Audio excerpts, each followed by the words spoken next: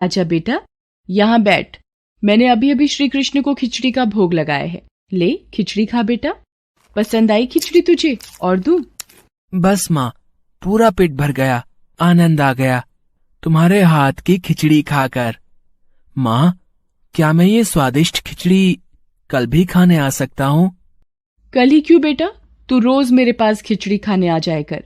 कर्माबाई की कुटिया में उस बालक के रूप में स्वयं भगवान जगन्नाथ खिचड़ी खाने पधारे थे और अब रोजाना कर्माबाई जब भगवान कृष्ण को खिचड़ी का भोग लगाती, थोड़ी देर बाद वो बालक भी खिचड़ी खाने आ जाता। एक दिन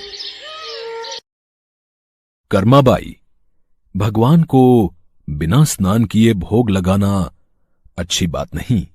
तुम रोजाना सुबह पहले स्नान आदि क्रियाएं करके विधि विधान से पूजा करके ही भगवान कृष्ण का भोग बनाया करो।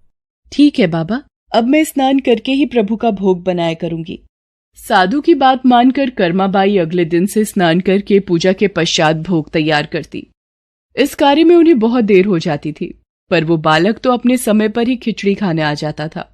माँ, खिचड़ी दो ना, जल्दी दो, मुझे बहुत भूख लगी है माँ। थोड़ी देर रुक बेटा, अभी देती हूँ। अब तो बालक रूपी भगवान जगन्नाथ जल्दी जल्दी खिचड़ी खाकर बिना हाथ मुंह साफ किए भाग जाते थे। उन्हीं दिनों मंदिर के पुजारी जो काफी समय से मंदिर में सेवा कर रहे थे, ये जगन्नाथ भगवान के मुख पर खिचड़ी कैसे? मंदिर में तो काफी दिनों से खिचड़ी का भोग नहीं लगा, फिर ये भगवान के मुख पर खिचड़ी कैसे? हे प्रभु, ये कैसी लीला है आपकी? भगवान जगन्नाथ पुजारी के सपने में आते हैं।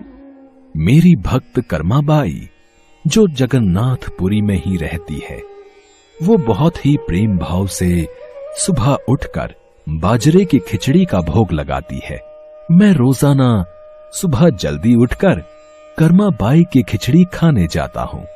मुझे कर्माबाई के हाथ की खिचड़ी बहुत पसंद है, पर एक साधु ने उसके पास आकर सुबह स्नान और पूजा के बाद विधि विधान से भोग लगाने का बोल दिया है।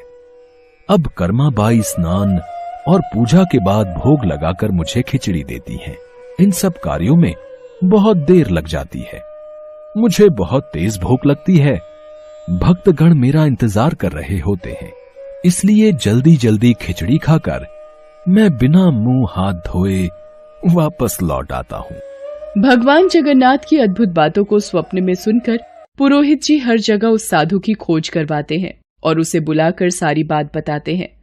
साधु घबरा जाता है और कर्माबाई के पास जाता है। कर्माबाई, तुम श्री कृष्ण भगवान की परम प्रिय भक्त हो। तुम्हारे लिए किसी नियम नीति की कोई आवश्यकता नहीं। तुम अपने अनूठे प्रेम से जिस प्रकार सुबह जल्दी उठकर भोजन बनाती थी, वैसे ही बनाकर भगवान का भोग लगाया करो। ठीक है साधु बाबा, अब मैं पहले की तरह ही सुबह जल्दी भोग बनाया करूंगी। अब कर्माबाई फिर से पहले की तरह भगवान कृष्ण को भोग लगाकर उस बालक को बड़े प्रेम पूर्वक खिचड़ी खाने को देती थी। ये क्रम कई वर्षों तक चला और एक दिन कर्माबाई परलोक सिधार गई। हे प्रभु, हमसे कोई भूल हो गई क्या? आज आपके नैनों से अश्रुधारा कैसी प्रभु? हे भगवान जगन्नाथ, क्या अपराध हुआ हमसे जो अब दुखी हुए प्रभु?